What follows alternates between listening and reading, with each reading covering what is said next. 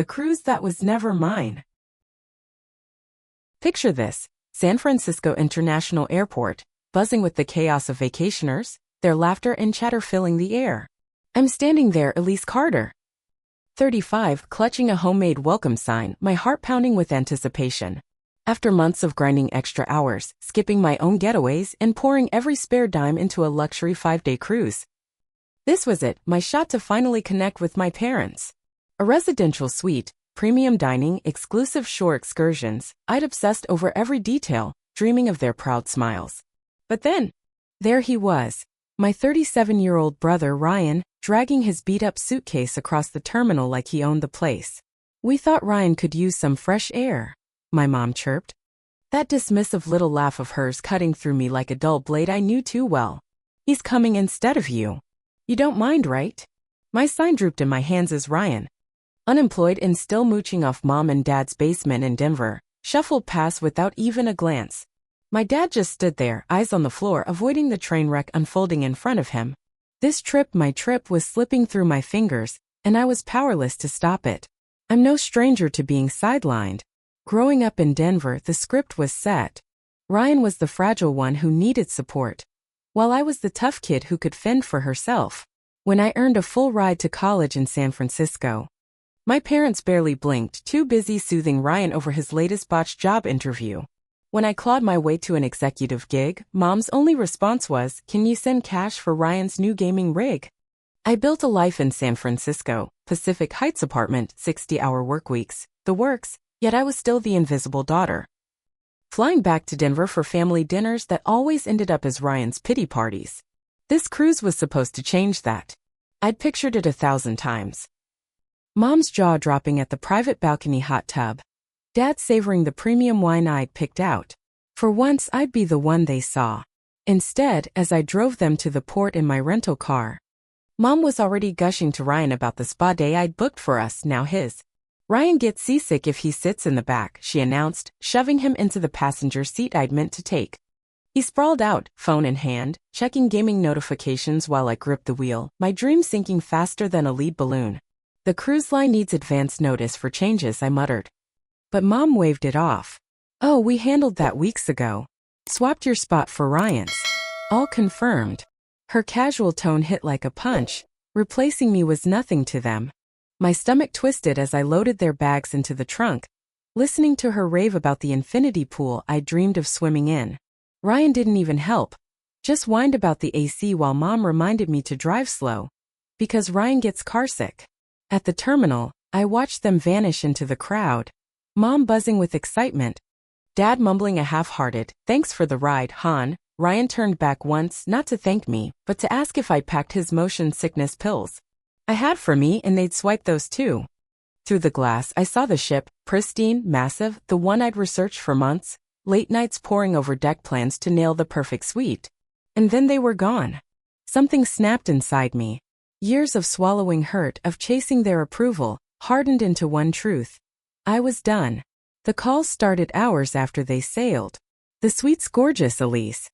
"Ryan loves the balcony," Mom's voicemail cooed. "Delete." "The Wagyu beef's unreal. Ryan says it's his best meal ever," she gushed from the steakhouse I'd reserved. "Delete." "By day 3. Her tone shifted. "Elise, why aren't you answering?" The spa day was perfect for Ryan's gaming back pain. Dad left a fumbling, "Hope you're okay." While Ryan? Nothing. I pictured him sprawled on my balcony lounger, whining about the ocean being too loud. I threw myself into work. Late nights, extra projects, anything to drown out the betrayal. But every ping of my phone, every photo of Ryan posing by my pool twisted the knife deeper. Then came the post-cruise chirp. "We're back. Ryan had a blast, call us." I stared at my phone. The daughter who'd always jumped to please them fading away.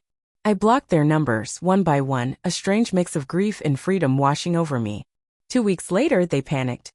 Calls to my office, my assistant stonewalled them, emails, texts from burner numbers, even pinging my cousins on social media, all met with silence. "Elise, this isn't like you. What's wrong?" Mom wailed. "Ryan was upset," she wrote, claiming I'd ruined their trip by not cheering them on. I laughed. A sharp, bitter sound echoing in my kitchen. The audacity was almost artful. They'd hijacked my vacation and I was the villain for not clapping. Dad tried a softer tack. Maybe we should have handled the cruise differently. Classic him, seeing the mess but never fixing it. Too late. I blocked him too, each cut reclaiming a piece of me I buried for them.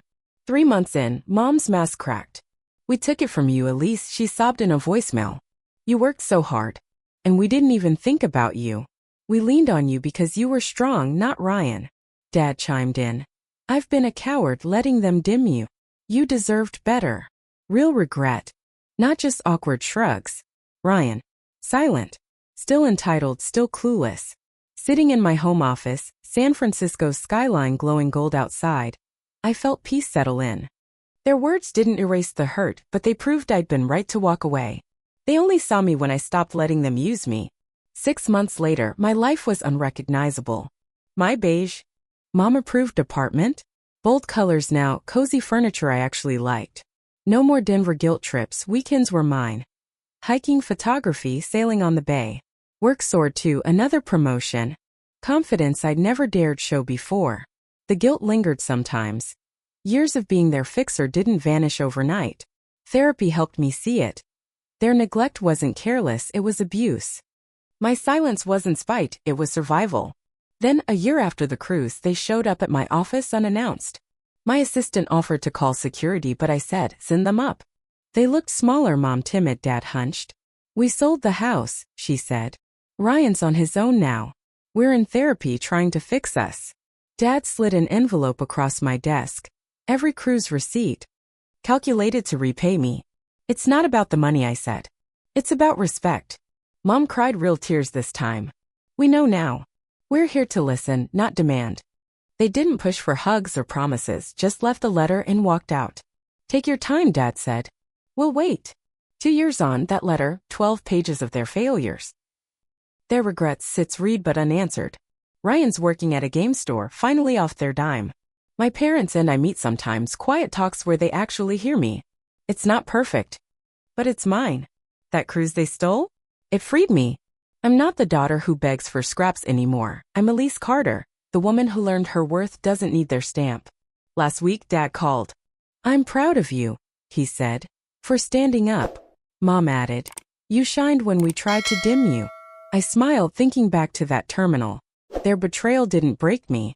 It built me.